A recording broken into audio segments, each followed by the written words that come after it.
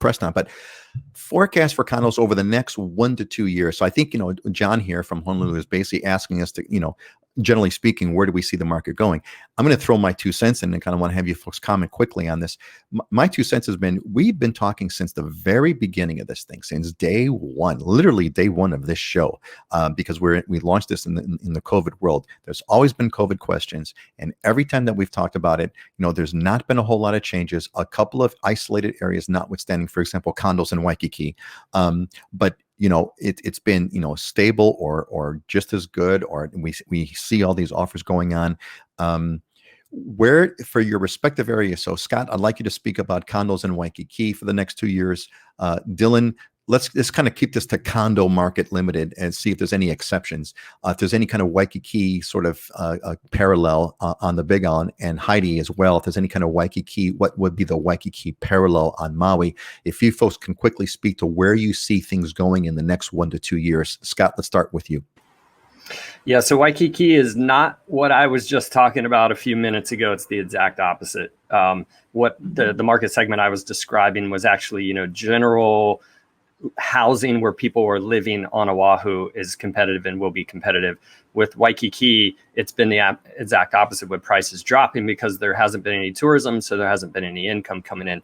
Effectively, it's hard to put a number on, what's going to happen. Where is the bottom on it? And I look at it, October 15th could be that. It's the reset portion where you start to have income coming in, tourist income potentially coming into some of those short-term vacation rental second home market. What I the projections from the Tourism Authority that came out said we should be back to 80% pre-COVID within the year, and in 5 years back to full pre-COVID numbers from tourism base. So I look at it as, valuations dropping 20% in Waikiki, roughly 25% is kind of where you would mark it. And then over that next, 4 or 5 year period, as long as we don't have any other crazy economic hiccups, then it could start to rise and get back. And it usually takes about 6 months to a year to start to settle out, bottom out.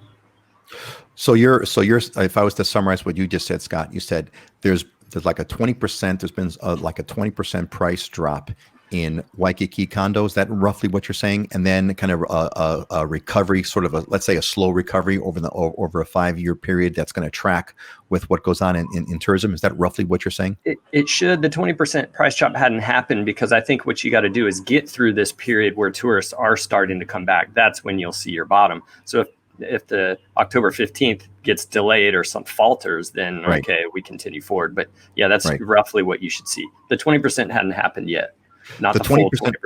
That's that's where, if I was to invest, that's what I'm looking at, because that's where your income numbers have been decreased by you, and that you do valuations. There's equations that you do income right. to value, and they're more or less saying get back to 20%, by the end, within a year. So to 80%. For my armchair guy, clueless dude, a perspective here. What I hear you saying is that the prices are can still continue to drop in Waikiki. It's the futures in motion. We don't know when it's going to flip around, etc. But you still see some prices dropping in Waikiki, and then as tourism comes back, of course, those prices will come back. Is that kind of what you're sort of saying? Yeah, you have two things. Housing and buying a home is not like buying a stock where you have an instantaneous price valuation. So things typically lag, markets typically lag. So it takes a little bit longer for the bottom to kind of level out. And what people are going to need to have the confidence to be able to buy in Waikiki is to start seeing some consistent income coming back in, to know that it's safe for them to buy and that they'll have some income for that property. And that could take 6 months. Got it. And prices have already dropped in Waikiki, not the full 20%, but prices have already dropped in Waikiki. So in a sense, I don't want to say you're getting a bargain now, but you're getting below kind of what you would buy the property for a little while ago. So really if I'm kind of thinking about this from an investment kind of a standpoint, you kind of want to figure out what you want to, it's always risk. No matter what you do, you can wait, or it could turn around. You could buy now, you could wait, you could ride it out. It's all kinds of issues. Okay, great. Heidi.